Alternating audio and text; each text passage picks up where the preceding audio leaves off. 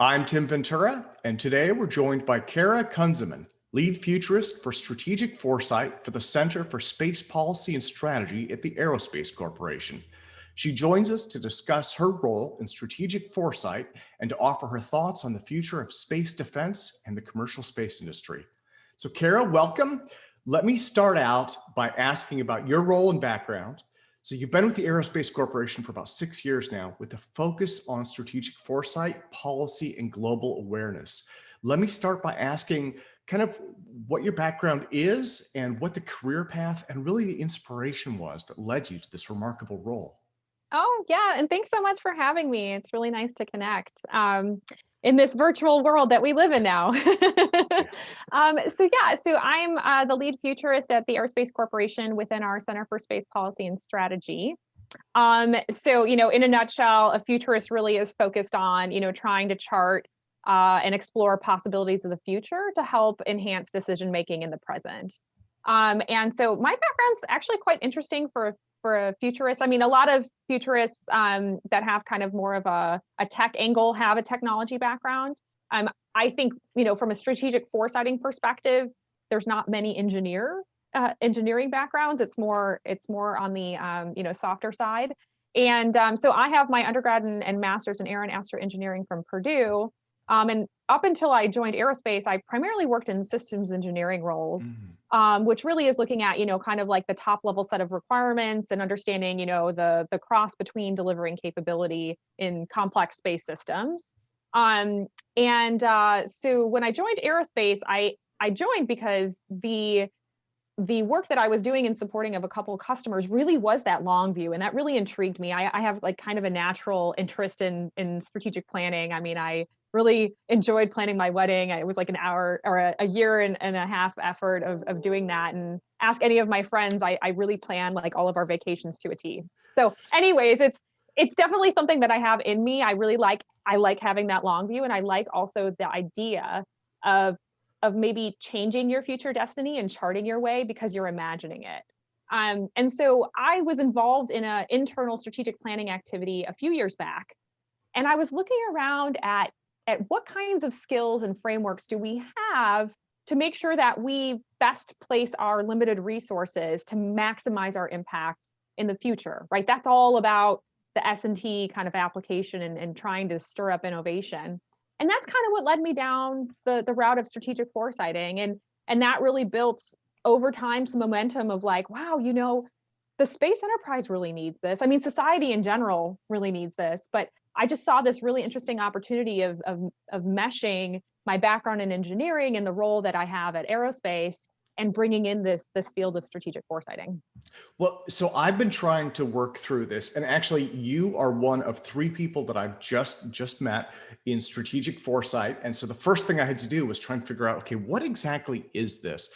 And so you've written that the goal of foresight is not to predict the future, but to ensure that we've adequately challenged our assumptions and we're prepared for a variety of possible outcomes. And so I'm wondering, would it be accurate then to describe strategic foresight as attempting to predict and prepare for an array of possible futures, which would be compared to futurism, which is really just focused on trying to say this is probably what will happen? Oh, I know. And I feel your frustration because there are so many definitions and there's so many like job titles out there that are futures oriented. And there's quite a range of philosophies on what futures thinking methodology is the right one or the correct one. I think from my perspective, I would say that strategic foresighting is more about exploring, not necessarily predicting a range of possible futures. So not necessarily saying this one and this one and this one are more likely. I think making sure that you're adequately addressing the corner cases in the trade space of something so that you can expand the mindset of what you think is in the art of the possible. And that's not to say that prediction is not a valuable part of that process. So we actually frequently build what we call like our futures baseline using predictive analysis and giving kind of a best guess prediction at where things are headed. But I think it's also important to kind of stretch outside the current assumptions and the infrastructure that we have today. We know things are going to change. And sometimes that kind of looking at the data kind of puts shackles on you from understanding what the future could look like, because it usually represents at best the present. usually it represents the past. And so, my favorite quote, gosh, I use this on a weekly basis, is from Jim Dator, the world-renowned futurist, that says, "There's no future facts." And I keep having to remind the folks, especially those that are more quantitatively inclined, is like, there's no destiny that's already predetermined. You have a range of possibilities, and there's a range of actions that you can take to help shape that. So I think for me, that's what foresighting is all about. I see the practice of predicting as being a valuable part of it, but it's not enough. And I think that for me is the difference. Well, now it's interesting. One of the things that I've done in my research for this interview was you had recently done another interview where you were talking about your role as strategic foresight. And one of the things that you described as exciting is the fact that this is a discipline that's evolving in real time. And you've got new tools, processes, and even things like the advent of AI technologies. I was wondering if you could elaborate a little bit on what is changing right now, and I guess what it is about these increasing and enhanced capabilities that makes this so exciting. Yeah. Oh my gosh. Great question. So I think there's two parts of this. I think there's both been an advancement in terms of the types of frameworks and tools and people processes that you bring into this, but also all of the great technology from, natural language processing and cluster analysis, that are really opening, machine learning, that are opening up like a whole new area for exploring, as well as creating like customized searches, right? So looking at both the push and the pull. Foresighting is if you're doing it right, it's trying to like hit on the future in a whole bunch of different ways. And so different technologies and techniques fare better in answering parts of those questions. I guess I'm really excited to see what the future is. Right now, we kind of use machine learning, natural language processing to help maybe visualize clusters that we weren't really thinking where the data is. But I'm still not sold on it totally replacing, right, our practices. I think I firmly stand, that a live expert, a strong team is the most important part of the foresighting process. And you need that critical thinking, the expertise, the context, the imagination.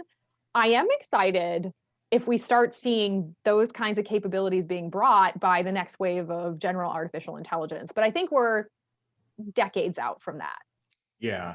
Well, and I think having all of these new tools helps because from what I understand, your role is highly interdisciplinary. And I mean, you have a focus on cultivating formalized methodologies and futurist thinking, as well as helping the enterprise prepare and proactively shape the future through innovative approaches in strategy, acquisition, S&T portfolio management, policy, and operations. And actually, I copied that from your profile because I just wanted to list you're really involved with a lot of stuff. Yeah. And so how do you bring together all of these diverse specializations into kind of a single vision, I guess, for the future, for where things should go? Yeah, I mean, I have, I think, the luxury in our position to be serving such a wide range of interesting problem sets and capabilities across the enterprise. I think maybe even the more exciting piece of this is I don't have to create or hone in a single vision, right? Like space consists of what we call like many ventures, right? These like independent, like interconnective entities that all drive this complex emergent behavior that we're seeing. So my goal is to just try to bring clarity for these different, sub ecosystems to see what do they want to achieve? What are they dreaming? Where do they want to see the enterprise going? And then trying to build up right across these different independent ventures, commonality. And so that the sum is greater than the parts. And so providing, I think, a more cohesive understanding about what the art of the possible is, where there's things that these organizations align to, where there's conflict and contradictions, which are everywhere. But I think the most dangerous part is just like where there's ignorance or lack of effort. And that's where the opportunity is, because there's a lot of vacuum space that could be filled, right, if you just had an enterprise view. So I think that's what makes it so exciting is like, if we can help, I'm not expecting at a national level to have like, this is the only correct vision. I would love to see, here's a set of visions from the commercial standpoint, from the defense standpoint, here's how they all interplay. And here's how the ventures like can work together across the enterprise to really pave like a future that is great for not only the US and its leadership and roles and responsibilities as it moves forward, but also for humankind. Yeah, yeah. Well, now in terms of this vision and in terms of looking at all of these things, I guess I'm wondering, is that focused to some degree or shaped by well, two of the primary customers of the Aerospace Corporation are the Air Force Space and Missile Systems Command, SMC, and then the National Reconnaissance Office. And so I'm wondering if having those customers helps to kind of shape and focus this vision in a certain way, right? Or Yeah. Well, it's an interesting question. So I'm kind of a unique beast at aerospace because I sit in this other kind of edge leaning organization in the Center for Space Policy and Strategy. So I have a unique luxury of trying to look up and out across the enterprise. And I don't necessarily have to, wear a certain lens to support any stakeholder. And it's something I really value and I really enjoy. We do a lot of direct work with the organizations you mentioned and many, many more across, the civil, commercial, intelligence, and defense industries. Um, and I think a big part of the value that we're bringing is, again, looking at the future from a holistic kind of objective, and we're providing more detailed oriented futures analysis because we have this great technical backplane at aerospace. I can like literally phone a friend in any area in space that has, they're world renowned in that, and pull them into a workshop and bring some real like technical depth to these like futures discussions. And I really think that coupled with our role as providing, objective, technically backed analysis is such an exciting place for us. And there's no room really in the enterprise right now to support something like that. And I think it's really needed. So I really enjoy the role that I get to play in CSPS. well, and so the Center for Space Policy and Strategy, like as again on an organizational level, you guys really aren't advocating for policies, right? It's more of kind of a research and providing data to support policy making. Okay. Yeah, no, that's exactly it. I think our primary job is to try to, provide some thought leadership, inform the decision maker with best in class objective analysis so that they can do a job, their job better in terms of and understand what are the best solutions to bring to the table. Sometimes that's hard, right? Just articulating what is the real solution space here.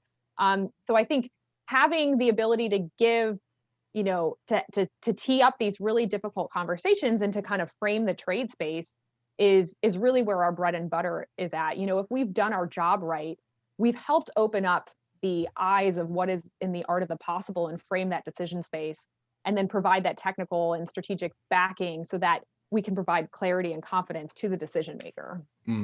Now, so the big one, it looks like this year is the Space Agenda 21, right? That's kind of the big newly released, and that's a series of discussion papers on key topics in space exploration, development, and security for the new presidential term.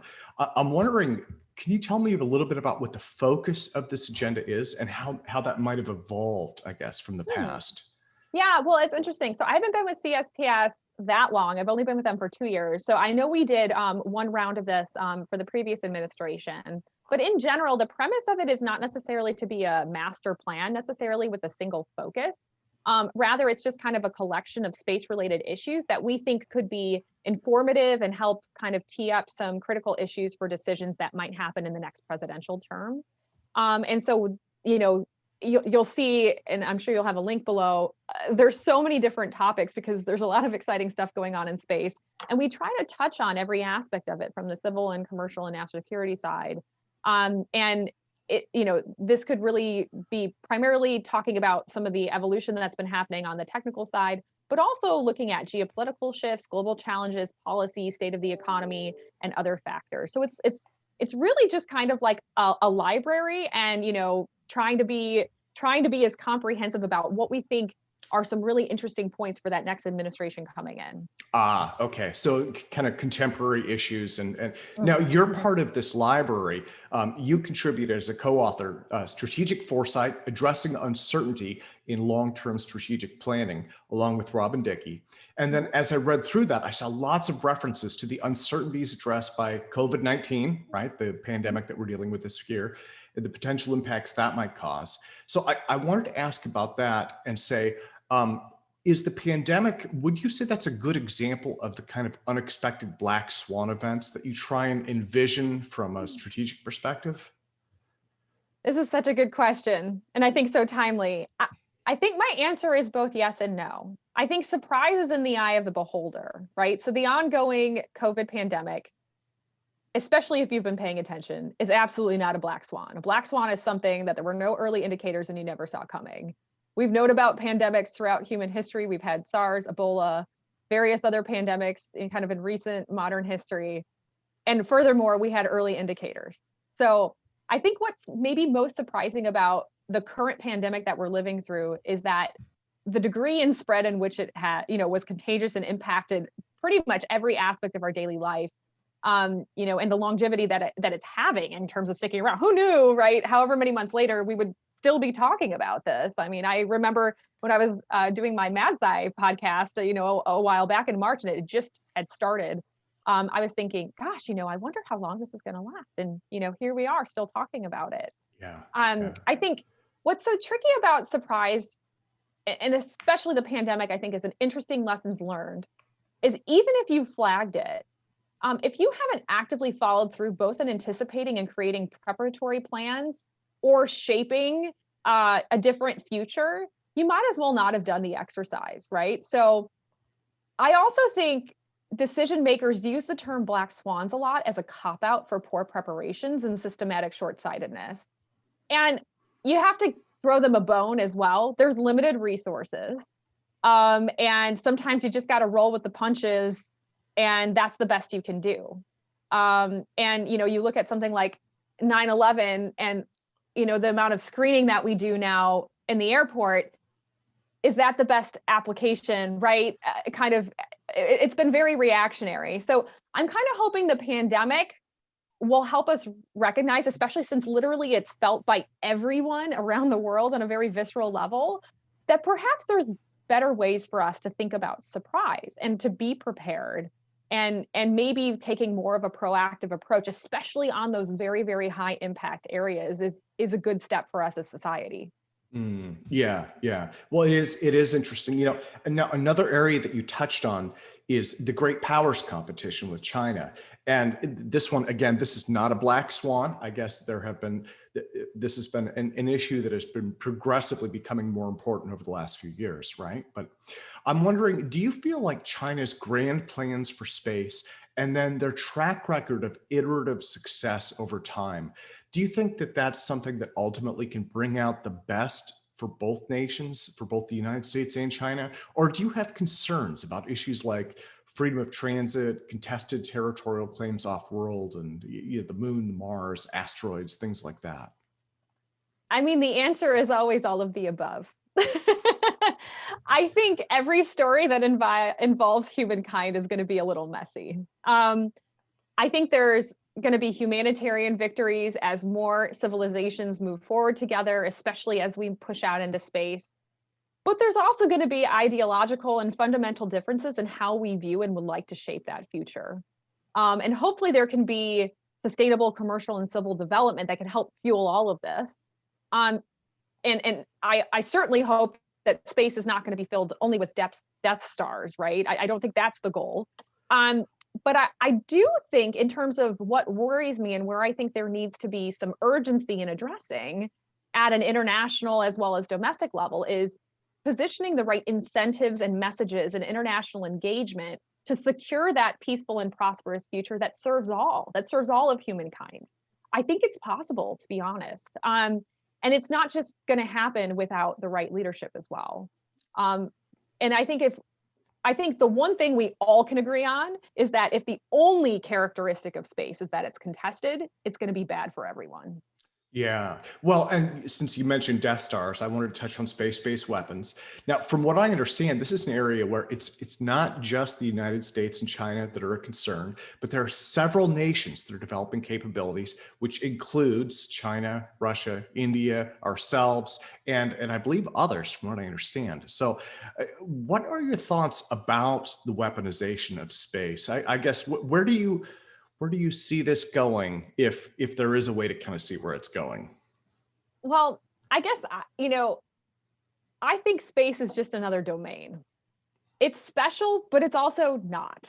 Yeah. Whatever grievances and power plays that we have on the ground, we're just going to take them up to space with us. It's really that simple.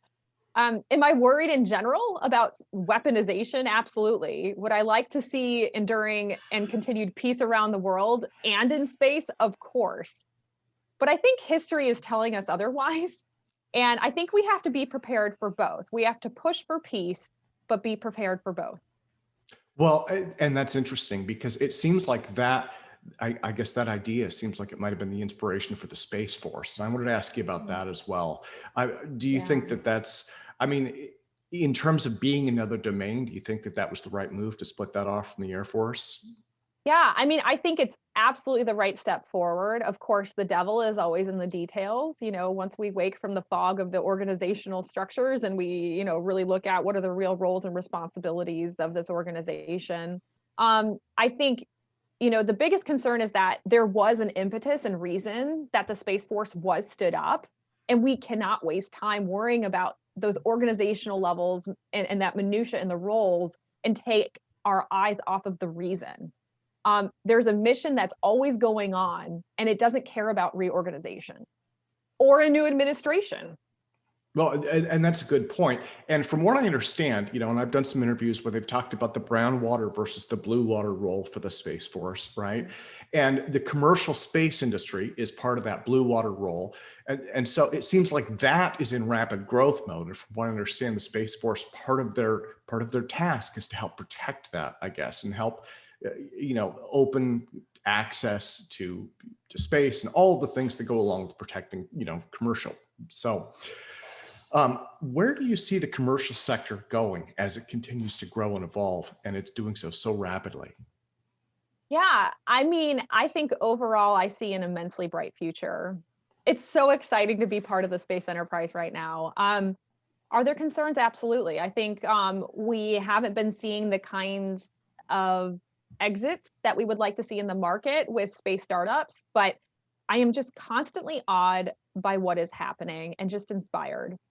I think again, this goes back to having and having an important role by the government of creating the right infrastructure and collaborations and leaderships that could help seed that steady, sustained presence that moves us from LEO to GEO to cislunar to the moon to beyond. And I don't really see a plan there, right? That's all being led by the commercial sector, which is all fine and dandy, but there's going to be a limit where there needs to be some critical infrastructure there for that growth to continue.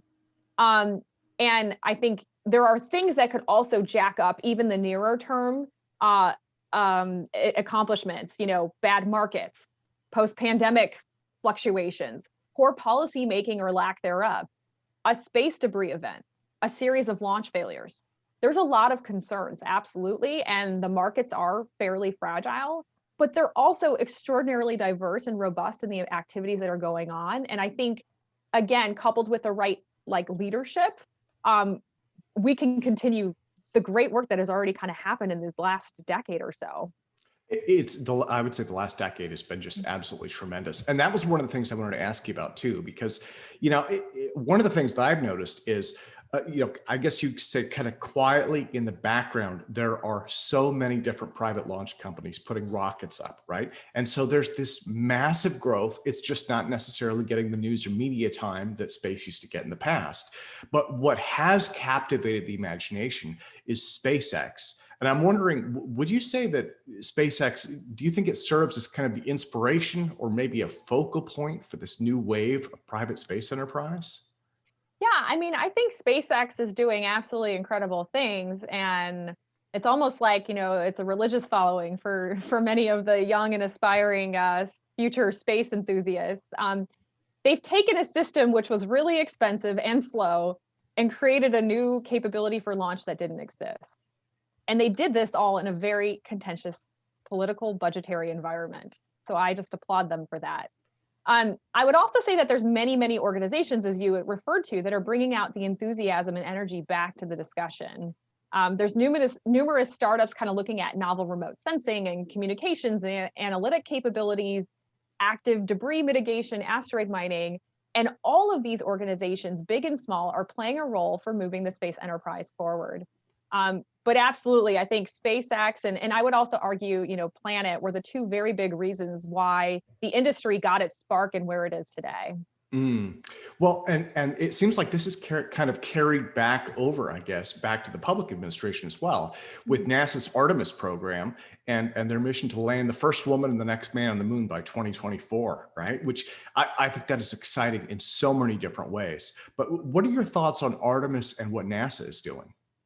Oh, yes. I am so excited about this, and I cannot wait to hear what that first woman, that first step is going to be on the moon. Really excited for that. And, I also just got to, applaud our recent successful launches. I see this certainly being within reach. I think it's a very bold timeline. It already was a very bold timeline, so I wouldn't be surprised if it slipped a bit.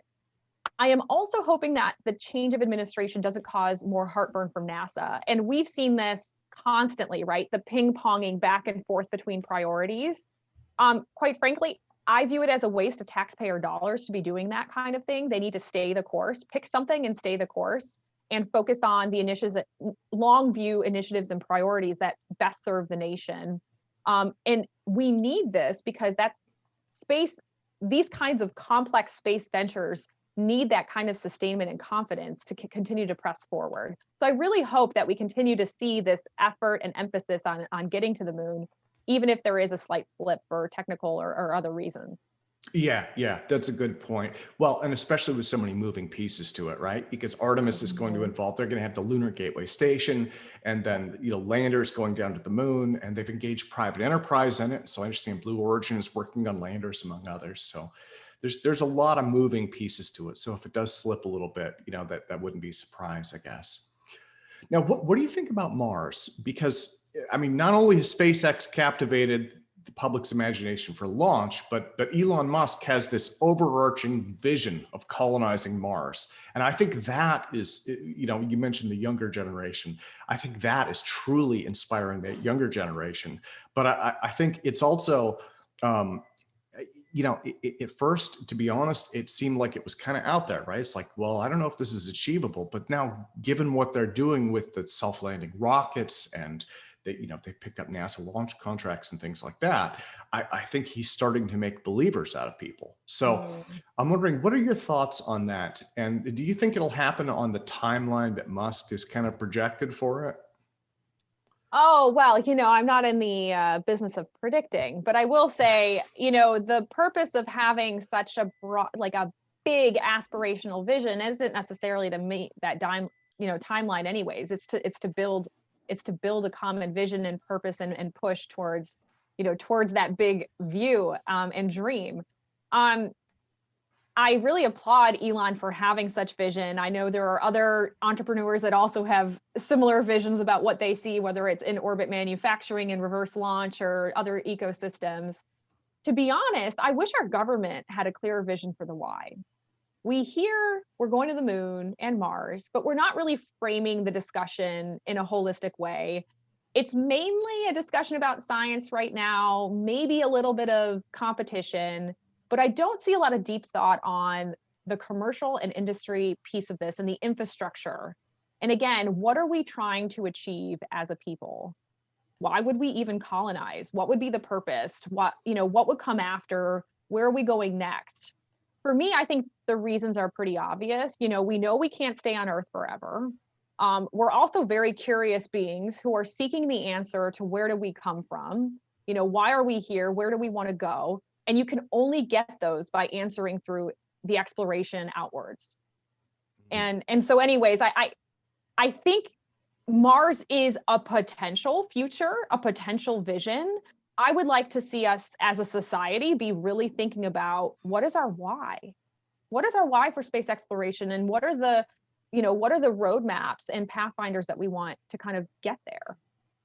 Yeah, and actually, that's an amazing close. But let me do my official close by asking what comes next for you, because I want to ask what your upcoming projects are, and then where can we expect to see you in the headlines or speaking or writing, in the media next? Yeah, so I mean, as always, we have a lot in play. We are planning another release of an annual futures product. You kind of alluded to our futures map, and we'll put a link below for folks. And we're thinking about doing something more virtually, accustomed for a virtual environment, having something more interactive, maybe some more videos. It's still baking in the oven, but we have really exciting things planned there. We're also working on a couple of public paper releases, and we have several space policy shows. I actually recently just hosted one on the solar gravity lens, where we do start to talk about, this great technical project and how it's going to help start answering that question of, is there anyone else out there? So make sure, if you're interested in kind of getting updates on what our futures group is doing and the rest of our policy center, just make sure to subscribe to get your updates.